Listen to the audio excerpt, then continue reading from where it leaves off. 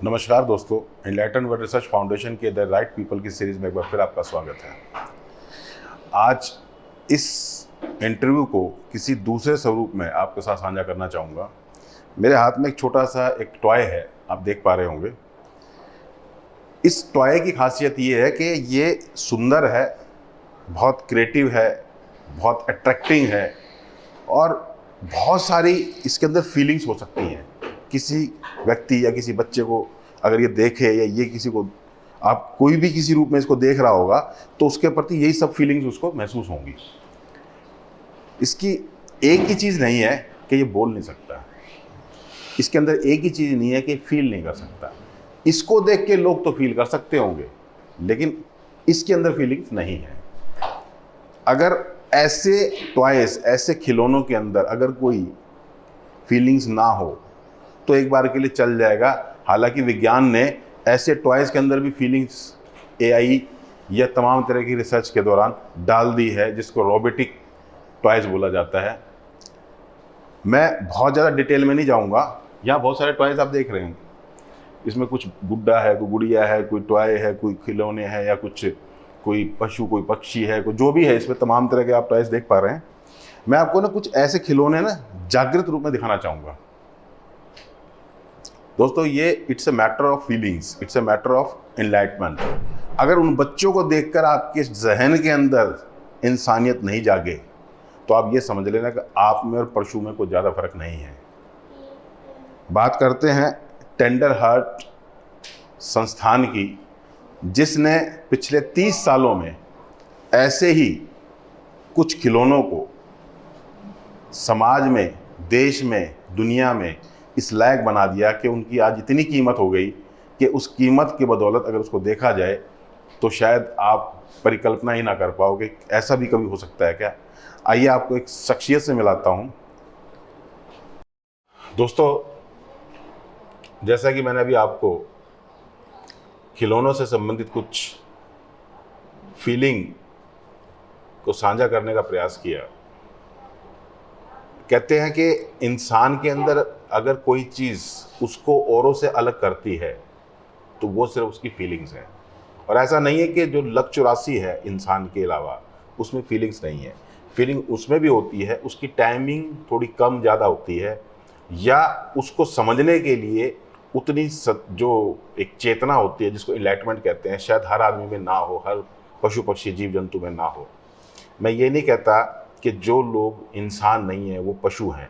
वो तब पशु हैं अगर उनकी चेतना पशु जैसी हो जाए, या वो ऐसा अन्न या ऐसा मन या ऐसा धन, ऐसा गुण, ज्ञान, विवेक, बल, बुद्धि, चेतना लेकर बैठे हों जो पशुओं में उनको शामिल करती हो। Otherwise enlighten world research foundation तन, मन, धन, आत्मा, गुण, ज्ञान, विवेक, बल, बुद्धि, चेतना पर फोकस्ड होकर काम करता है, उन एक्सपर्ट्स के साथ मिलकर काम करता है। ऐसे ही गुणों की विशेषज्ञता को लिए हुए टेंडर हार्ट की संचालिका रेणु बाली जी हमारे बीच हैं। मैं उनको नमस्कार करते हुए इस साक्षात्कार को यहाँ से शुरू करता हूँ और आपसे उम्मीद करता हूँ कि इस साक्षात्कार के माध्यम से जो मैसेज आपको डिलीवर किया जा रहा है एनलाइटन वर्ल्ड रिसर्च फाउंडेशन का, उसको आप जरूर देखिएगा, उसको जरूर समझने की कोशिश कीजिएगा। शायद आपकी आत्मा तक वो बात पहुँच जाए। नमस्कार मैडम। नमस्कार जी, नमस्कार। ये जो टॉयज हैं, इन टॉयज के अंदर कहते हैं फीलिंग्स नहीं होती। और अगर एआई या आर्टिफिशियल इंटेलिजेंस के अलावा अगर वैज्ञानिक तथ्य की अगर बात करें तो इसके अंदर भी कंप्यूटराइज कुछ डाल के इसमें फीलिंग फुल कर दिया जाता है। लेकिन एक इंसान के अंदर हम ऐसा कोई रोबोटिक को सिस्टम नहीं बना पाते। लेकिन जब मैंने आपसे मुलाकात करी और आपके बच्चों से मिलने की कोशिश करी तो मुझे ऐसा लगा कि उन बच्चों में, जहाँ चेतना तो बहुत दूर की बात है, शायद उनके अंदर मूवमेंट भी उतनी नहीं है। शायद इन टॉयज में, इन खिलौनों में उन बच्चों में ज़्यादा फर्क नहीं है। वो उतना मूवमेंट नहीं करते, वो उतना फीलिंग नहीं दे पाते। अगर करते हैं तो बहुत ज़्यादा एग्रेसिव हैं, या बहुत ज़्यादा सबमिसिव हैं, या बहुत ज़्यादा चुप हैं, या बहुत ज़्यादा शोर करने वाले हैं। तो इन तमाम तरह के गुणों के साथ जो बच्चा है, उसमें एक दो बच्चे मैं बुलाना चाहूँगा। आइए प्लीज़, यहाँ पे बिठाएं। ये टॉयज लेके बैठेंगे आप। Very good, goodbye. आप भी आइए।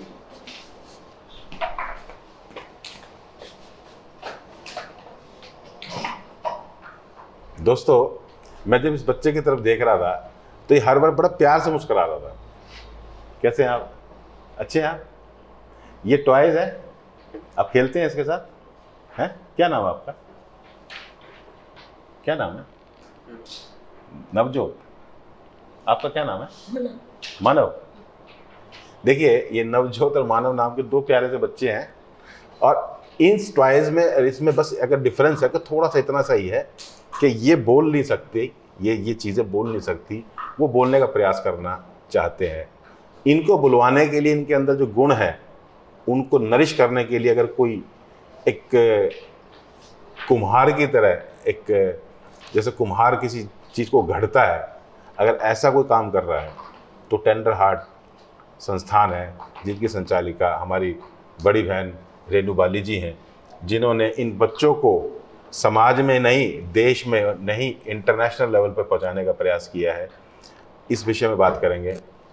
दीदी, ये बताएं कि इन बच्चों को आपने बीते 30 सालों तक एक माँ के तौर पर पाला। लोग अच्छे बिच्छे जो बच्चे होते हैं उनकी तरफ भी उतनी मेहनत नहीं कर पाते। इनकी मेहनत किस टाइप की मेहनत होती है? ये औरों से कैसे डिफर करती है?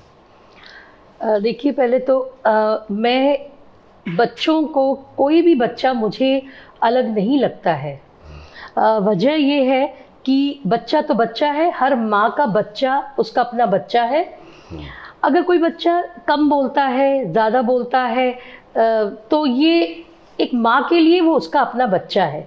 तो मेरे लिए भी इसी प्रकार का शुरुआत में जब मैं बच्चा मेरे अपने बायोलॉजिकल बच्चे के साथ जब खेलता था और मेरा अपना बच्चा धीरे धीरे एक क्लास से दूसरी क्लास में जाता गया, तो मुझे लगा कि वो दूसरा बच्चा जो है वो वहीं पे स्थिर क्यों है, वो भी इसके साथ आगे बढ़ना चाहिए। तो मुझे समझ आई कि कहीं ना कहीं इस बच्चे के अंदर कुछ और क्षमता है जो हम पहचान नहीं पा रहे हैं।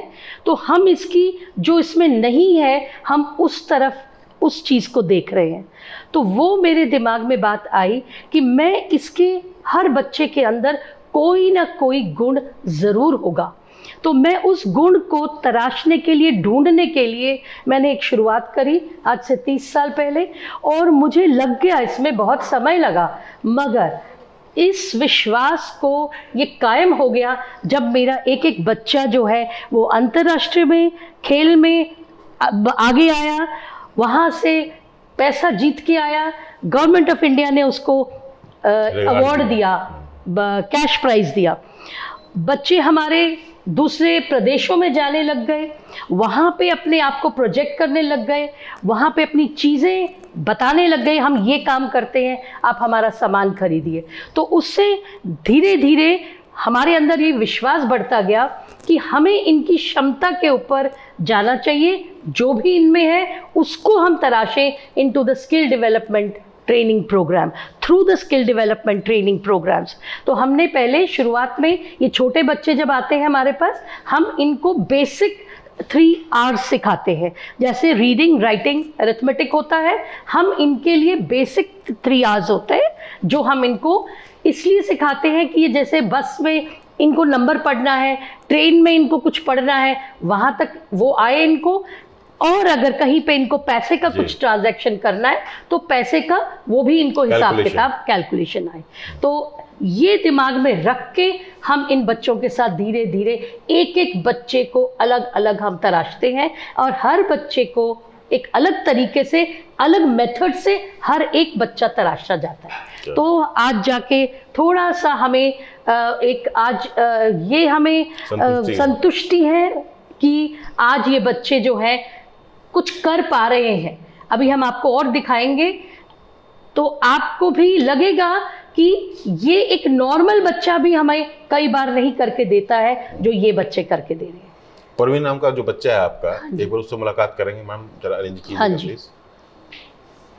दोस्तों, अभी आपने रेणु दीदी से इन बच्चों के संबंध में कुछ जानकारी हासिल करी। अब कोई ये पूछे कि भाई ये खिलौने, ये बच्चे और ये प्रयास और ये सब एफर्ट क्यों आदमी साफ सुथरे बच्चों में बहुत पैसे लगाकर बढ़िया महंगे स्कूलों में पढ़ाकर भी उससे उम्मीद नहीं कर पाता। उसका भविष्य, अगर बात करें भविष्य की, तो शायद भविष्य तो बहुत दूर की बात, उसकी चिंता ये रहती है पेरेंट्स की कि ये बच्चा कभी ज़िंदगी में सर्वाइव भी कर पाएगा कि नहीं कर पाएगा। आज मैक्सिमम पेरेंट्स की ये समस्या हो चुकी है कि बहुत बढ़िया स्कूलों में पढ़ने पढ़ाने के बावजूद भी उनके कैरियर की अपॉर्चुनिटीज़ की जहाँ तक बात की जाती है वो अवेलेबल उतनी नहीं है, क्योंकि क्वालिटी जो है वो धीरे धीरे समाज से धीरे धीरे कम होती जा रही है।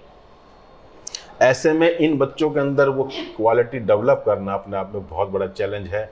मैं इस माँ को इसके लिए अपना नमन देता हूँ कि जिन्होंने एक 30 साल अपने बीते जीवन के इन बच्चों की परवरिश के लिए लगा दिए, अपने साथियों के साथ जुड़कर, और इन बच्चों को ऐसा कुछ बनाने का प्रयास करने के लिए कि भाई ये भी समाज में अपनी एक नई छवि मुकाम हासिल कर सके। एक बच्चा है, अभी मैं आपको मुलाकात कराना चाहूँगा। बच्चा उधर से आएगा प्लीज़, एक कुर्सी दे दें इसको, बच्चे को।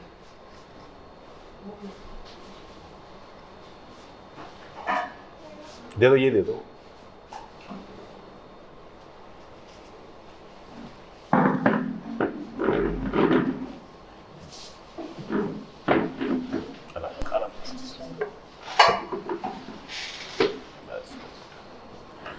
ये बेटा परवीन, इसका नाम परवीन है। मैम, ये कितने साल पहले आपके पास आया था? ये लगभग 14-15 साल हो गए हैं इस बच्चे को। और ये बच्चा शुरू से अच्छा हेल्थ में था, और ये कुछ इसको जो भी हम काम देते थे तो ये ज़्यादातर अंदर बैठ के इतना पसंद नहीं करता था। तो हमने सोचा कि जो ऊपर वाले की देन है इसके पास, वो है एक शरीर, अच्छा शरीर, स्वस्थ शरीर, और आप बोलेंगे तगड़ा शरीर। तो हमने सोचा कि हम इसको ऐसी चीज़ क्यों ना दें जो इसको, यही शरीर जो है वो इसका एक एसेट बन जाए। तो हमने इसको प्रैक्टिस दिलवानी शुरू करी थी पावर लिफ्टिंग में। पहले हम वेट लिफ्टिंग वगैरह से देखा तो बच्चा अच्छा करने लगा और इसको बहुत इंटरेस्ट आने लगा इन चीज़ों में। तो हमने वहाँ से इसको ट्रेनिंग देनी शुरू करी, और धीरे धीरे पहले हमने डिस्ट्रिक्ट लेवल पे इसको खिलाया, फिर हमने स्टेट लेवल पे खिलाया, फिर नेशनल लेवल पे खिलाया, और फिर हम इसको इंटरनेशनल लेवल पे लेके गए। और इंटरनेशनल में ये आबू धाबी में जाके स्पेशल ओलंपिक के तहत ये बच्चा 3 मेडल्स लेकर आया, जिसके सौजन्य से इसको गवर्नमेंट ऑफ इंडिया ने कैश अवार्ड दिया। और ये लड़का एक कामयाब होके बच्चा ये आया।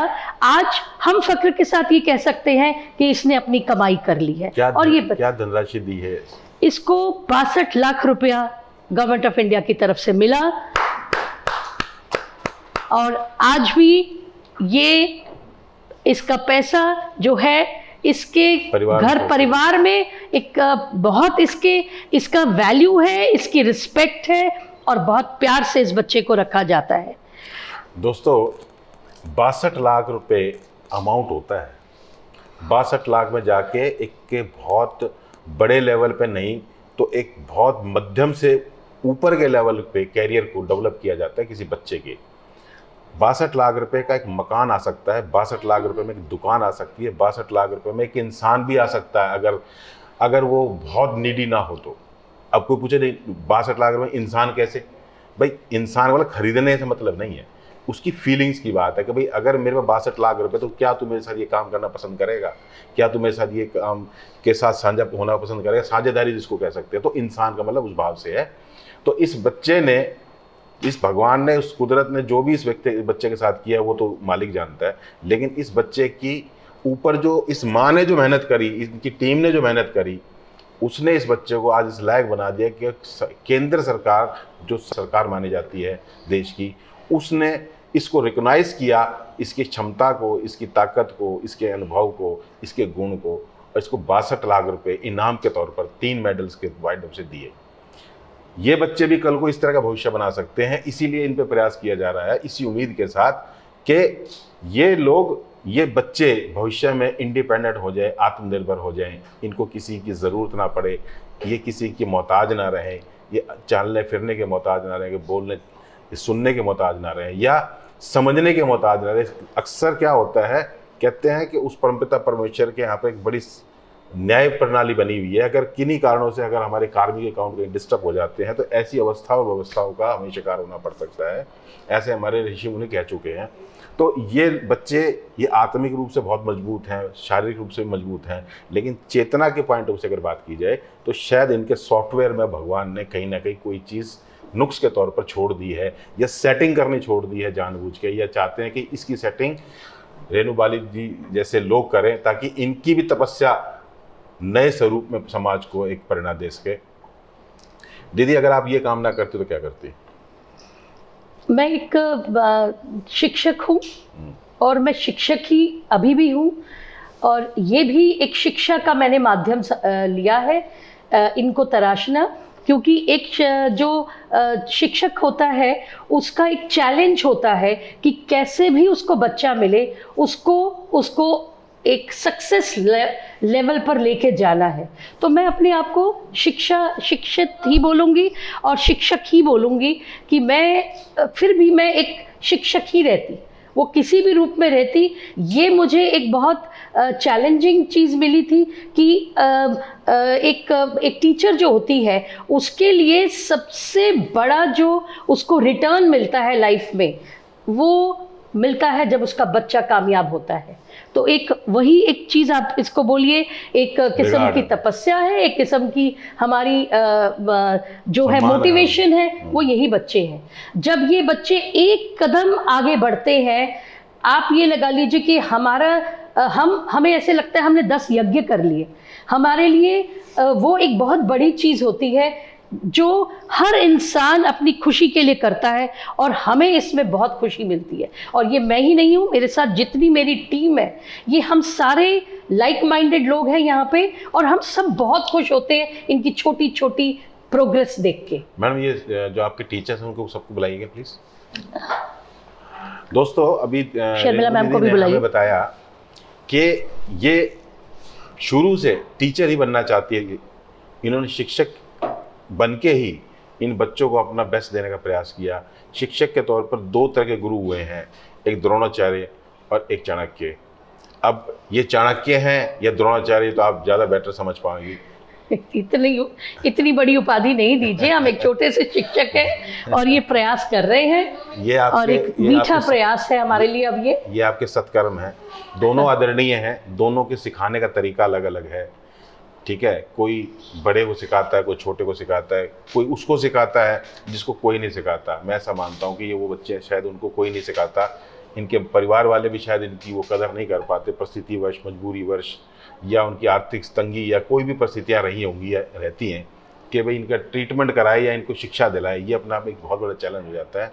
मैं समाज की समस्त उन माओं से भी हाथ जोड़ के विनती करना चाहूँगा जिनको ये लगता है कि मेरे बच्चे के अंदर गुण नहीं है, या मेरा बच्चा उतना अच्छा काम नहीं कर रहा है, तो आप हताश ना होइएगा, और आप इस तरह के बच्चों से और बाली दीदी जैसे टीचर से, शख्सियत से या मेंटोर से आप ये शिक्षा लीजिएगा कि जब वो इन बच्चों के अंदर जान डाल सकती हैं, इनका मान करा सकती हैं, इनको एहसास करा सकती है, इनको एहसान से मुक्त करा सकती हैं, तो फिर आप भी करा सकती हैं।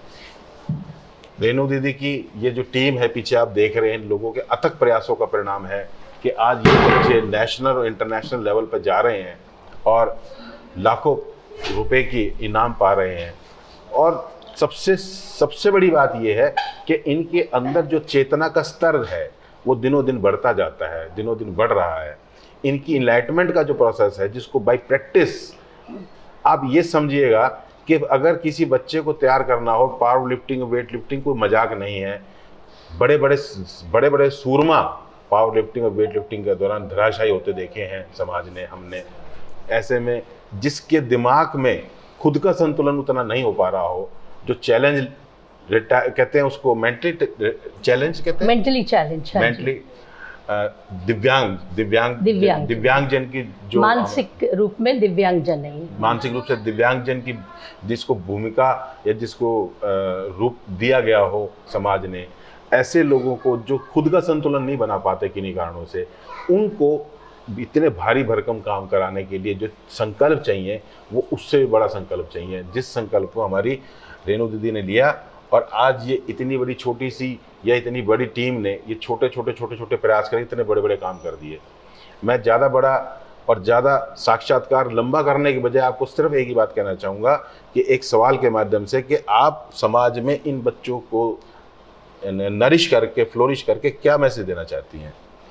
देखिए, मैं ये बोलना चाहती हूँ कि एक तो समाज में लोगों के अंदर ये ज़रूर एक आभास होना चाहिए कि ये बच्चे भी उतने ही इम्पोर्टेंट हैं जो कि ये सो कॉल्ड नॉर्मल बच्चे बोला जाता है।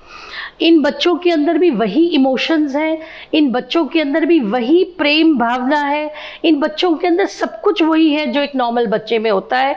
सिर्फ जो इनमें थोड़ा जो लगता है कि वो क्यों अलग है बाकी बच्चों से, क्योंकि वो एक नॉर्म जो होता है मेंटल लेवल का, वो ये फुलफिल नहीं कर पाते हैं। तो इसीलिए हम चाहते हैं कि कम से कम ये रियलाइजेशन हो, जब ये काम आपको अभी और दिखाएंगे आपको काम, आप जब वो काम देखेंगे तो आपको ये चीज़ समझ आएगी कि ये बच्चे वो काम कर रहे हैं जो कितने नॉर्मल बच्चे भी नहीं कर सकते हैं। तो मुझे एक इनका जो एक रिस्पेक्ट इन सोसाइटी, एक इनका आदर सत्कार इन सोसाइटी, एक एक्सेप्टेबिलिटी इन सोसाइटी, कि इनको हर जगह पर इनको जाने दिया जाए, हर जगह पर इनको एक रिस्पेक्ट दिया जाए, स्वीकार किया जाए। वही एक हमारी अब तमन्ना है कि ख्वाहिश है। हाँ जी, आप कुछ बोलना चाहेंगे? आप बताइए। हमारे बीच में इनके टीम मेंबर्स हैं, मैं चाहूँगा एक एक करके अपना एक सेकंड का मैसेज दीजिए प्लीज। अपने बारे में बताएं कुछ। मैं शर्मिला जी, मैम के साथ काफ़ी सालों से जुड़ी, अब तो साल गिनने भी मैंने बंद कर दिए हैं। बहुत सुंदर। और इन बच्चों के साथ सच में जो मैम ने शुरुआत की काम करने की, वो उस साथ में फिर हम भी साथ हो गए हैं। और इन बच्चों में हमें बहुत एक उम्मीद की किरण हमें दिखाई देती है, जो मतलब पेरेंट्स जो हैं कि मतलब हताश हो जाते हैं कि इन बच्चों के साथ हम कुछ नहीं कर सकते, और वही बच्चे उन पेरेंट्स का नाम रोशन करते हैं। जैसे हमारा ये अंतर्राष्ट्रीय प्लेयर है ये, और एक लड़की भी है हमारी दूसरे भी साइकिलिंग में, हाँ जी साइकिलिंग में वो भी लेकर आई थी। और एक और बच्चा है, एक और बच्चा है, दीपक के बारे में बताइए। हाँ, दीपक जो है हमारा बच्चा है, वो अब हमारा एज ए एम्प्लॉई है वो हमारा। अच्छा। 8 साल का था तब हमारे पास आया था वो, और उसको धीरे धीरे पहले हमने स्पोर्ट्स में ट्राई करा, उस स्पोर्ट्स में भी उसने अच्छा रिजल्ट दिया। फिर हमने एक हमारा प्रोजेक्ट है, शायद आपने अभी विजिट नहीं करा है अभी, हैंडलूम, और वो हैंडलूम पे वो कपड़ा बनाता है, और इतने सालों में वो एक्सपर्ट हो गया है और बिल्कुल इंडिपेंडेंटली वो बनाता है और हमसे सैलरी लेता है वो। आप अपने बारे में बताएं। मैं Harjeet jolly special educator, last 5 to 6 years से मैं इसी टीम के साथ हूँ। इन बच्चों के साथ काम करके मुझे बहुत ही ज़्यादा सेटिस्फेक्शन फील होती है। I am very happy with this students. Thank you. नमस्कार सभी को, मेरा नाम सागर प्रजापति और मैं भी एक स्पेशल एजुकेटर हूँ, और इन बच्चों के साथ पिछले 5-6 सालों से मैं जुड़ा हुआ हूँ। पिछले 5-6 सालों में मेरी पढ़ाई पूरी होने के बाद मैं इन बच्चों के साथ जुड़ गया था।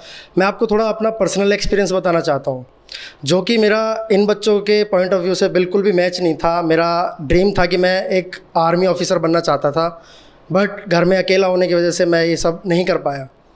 बट जब मेरे फादर ने मेरे को इन बच्चों के साथ डाला और मैंने देखा, तो फर्स्ट टाइम मुझे ऐसा लगा कि मैं पता नहीं मुझे कहाँ पे डाल दिया है। ये कैसे बच्चे, मैं इनको कैसे हैंडल कर पाऊँगा, और इनको कुछ समझ भी नहीं आता है, और ये कैसे आगे कर पाएंगे, और मैं इनके साथ कैसे ही अपना आगे चला पाऊँगा। बट जब मैंने इनके साथ पूरा 1 साल अच्छे से बिताया, तब मुझे पता लगा कि ये बच्चे रियली बहुत ही हार्ट टचिंग होते हैं। ये बहुत ही, अगर इनको आप, बहुत ही सेंसिटिव भी होते हैं। अगर आप इनको अच्छे से समझोगे तो आपको समझ में आएगा कि ये बच्चे वाकई में ही नॉर्मल बच्चों से बहुत ही अलग हैं, तभी इनको स्पेशल चाइल्ड कहा जाता है, और ये सभी से स्पेशल होते हैं। बस मैं यही कहना चाहूँगा कि हमारे इन बच्चों का थोड़ा आगे समाज में इनको उठने बैठने दिया जाए, जो कि आजकल के समाज में बिल्कुल इनको बहिष्कार किया जाता है इनका, कि नहीं, मैं इन बच्चों को नहीं हम रखेंगे, ये करेंगे। बट इनका भी थोड़ा समाज में थोड़ा नाम हो, इनको भी आगे बढ़ाया जाए। बस मैं यही एक मैसेज देना चाहता हूँ। Thank you.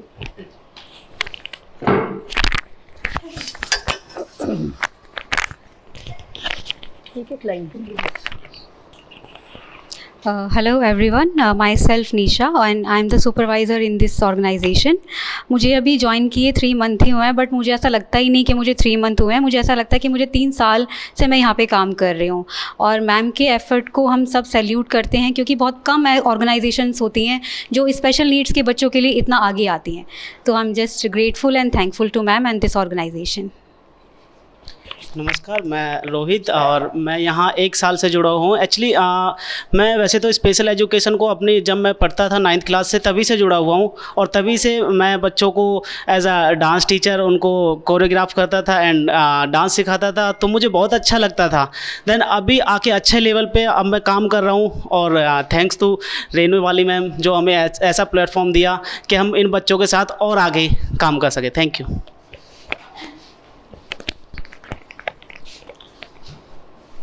I'm Nishant, working as special educator and sports teacher.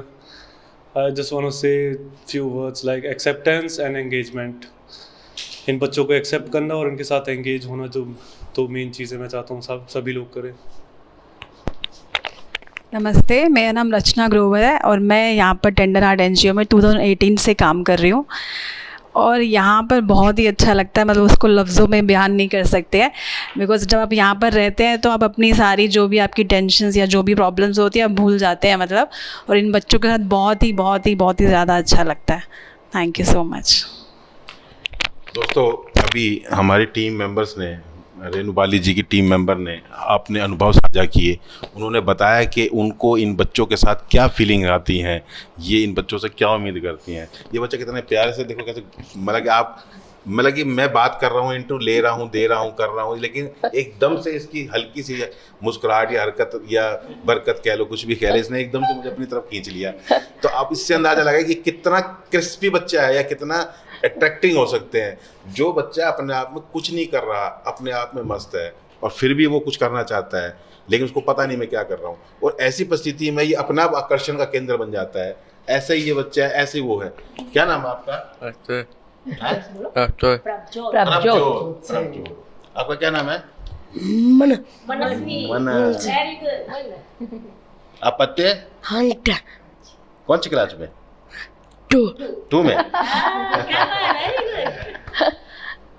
ये क्या है? ये टॉय है. Very good. आप खेलते हैं? हाँ. इन बच्चों की मुस्कुराहट किसी भी व्यक्ति की दुनिया भर के जो उसकी टेंशन है उसको देखने मात्र से इसको मैं ऐसा मानता हूँ कि ठीक हो सकती है. मेरी सिर्फ समाज के प्रबुद्ध जनों से, फाइनेंशियली जो लोग फ्री हैं, उनसे एक रिक्वेस्ट है कि कम से कम ऐसी संस्थाओं में मैक्सिमम नहीं तो मिनिमम टाइम अपना और अपने परिवार का जरूर लगाइएगा, ताकि इनको कुछ संसाधन मिल सकें और इनके संसाधनों से ये बच्चे आगे आकर समाज में आत्मनिर्भर होकर अपनी दिनचर्या का निर्वाह कर सकें, अपने जीवन का निर्वाह कर सकें. अन्यथा यही लोग समाज में, हो सकता है कि परिस्थितियाँ और आर्थिक क्षमताओं की कमी की वजह से कुछ ऐसी परिस्थितियों का शिकार हो जाएं जिससे कि हमें लगे कि हम शायद उतना बेस्ट नहीं कर पाते या नहीं कर पाए इनके लिए जो हमें करना चाहिए था. मैं इनलाइटन वर्ल्ड रिसर्च फाउंडेशन के बतौर फाउंडर और सीईओ होने के नाते आप सभी से एक गुजारिश करूंगा कि हमारा प्रयास है कि समाज की जितनी भी अच्छी संस्थाएं, अच्छे संगठन, अच्छे लोग हैं, उनके कॉमन प्लेटफॉर्म पर लाया जाए और उनके माध्यम से आपको एक मैसेज दिया जाए कि आप समाज में जो अच्छा काम कर रहे हैं उनका पैरवी करने का कम से कम प्रयास तो जरूर कीजिएगा. ये तमाम बच्चे आपकी राह देख रहे हैं, इनकी मुस्कुराहट के पीछे आप कारण बन सकते हैं. आप के साधन या आपकी तन, मन, धन, आत्मा, गुण, ज्ञान, विवेक, बल, बुद्धि, चेतना की क्षमताएं इन बच्चों को या इनसे जुड़े हुए लोगों को, संस्थाओं, संगठनों को एक ऐसी आशा का किरण बनाकर सहारा दे सकती है जिससे कि आप खुद पे गर्व महसूस करें और वो परमपिता परमेश्वर आपको ऐसा करते हुए खुश हो सके.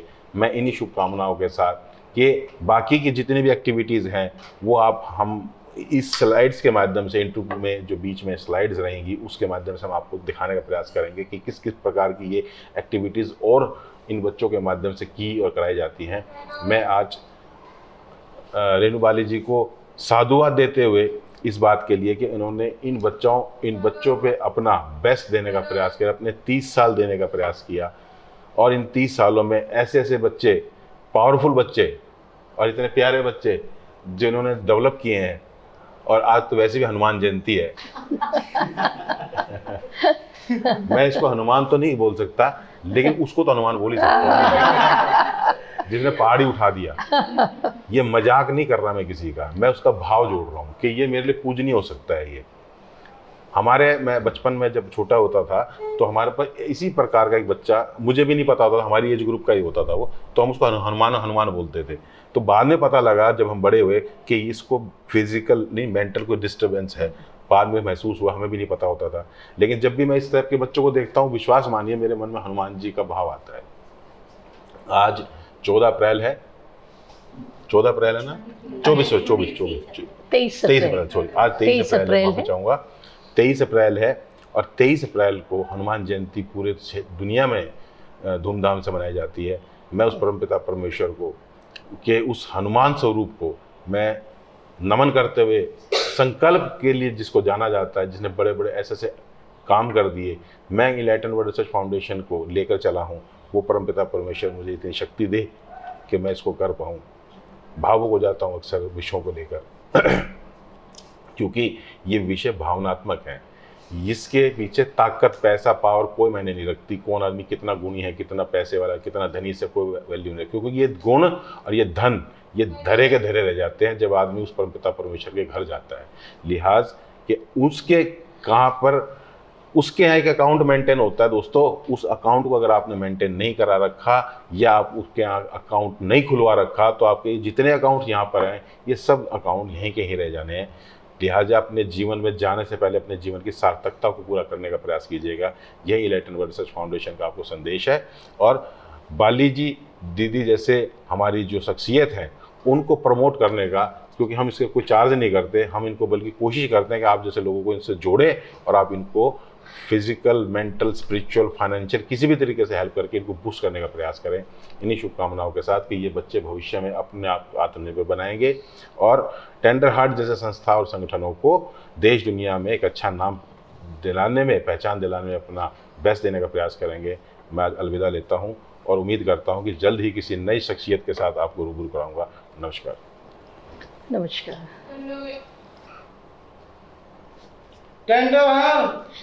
Hip hip hurray! Hip hip hurray! ये हमारा बच्चे जो हैं ये कंप्यूटर पे हैं, ये डेटा एंट्री सीख रहे हैं और डेटा एंट्री का काम कर रहे हैं।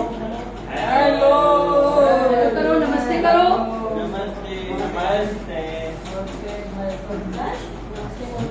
उत्कर्ष इधर देखो। तो ये हमारे बच्चे जो है ये डेटा एंट्री सीख रहे हैं कंप्यूटर्स पे।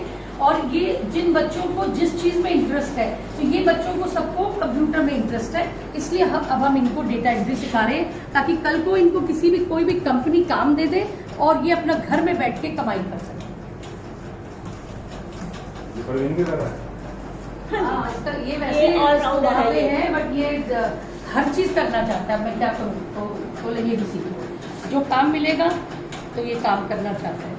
इसके अंदर वो चीज़ डेवलप हो चुकी है अब तक, ये हर चीज़ सीखना चाहता है। सो ये एक बड़ा लूम है और ये दीपक है जिनको हमने ट्रेनिंग दी है और आज ये इस लेवल पे पहुंचे हैं कि ये पूरा लूम जो है ये खुद ही मैनेज कर रहे हैं, खुद ही इसमें ठीक करते हैं, टेक्निक का ठीक काम करते हैं और वीविंग पूरी करते हैं और कपड़ा बनाते हैं। ये बच्चा जो है ये 4-5 साल की ट्रेनिंग के बाद आज आत्मनिर्भर हो गया है और इस बच्चे को हम लोगों ने एम्प्लॉयमेंट दे दी है।